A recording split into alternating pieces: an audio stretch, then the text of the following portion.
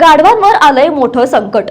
चीनमधून लाखो गाढवं अचानक गायब का होत आहेत, जाणून घेऊयात यामागचं धक्कादायक कारण थोडक्यात। चीनमध्ये सध्या एका विचित्र पण गंभीर समस्येमुळे खळबळ उडाली आहे। देशातील गाढवांची संख्या गेल्या 2 दशकात तब्बल 76% कमी झाली आहे।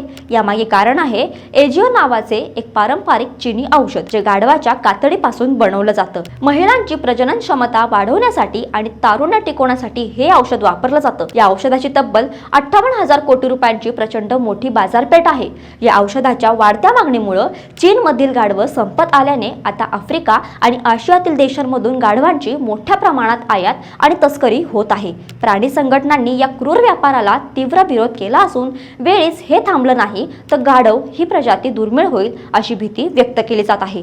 तुम्हाला काय वाटतं, पारंपरिक औषधांसाठी गाढवांचा असा वापर करणं आणि त्यांच्या प्रजातीला धोक्यात आणणं योग्य आहे का? तुमचं मत कमेंटमध्ये नक्की सांगा आणि अशा बातम्यांसाठी थोडक्यातला फॉलो करा।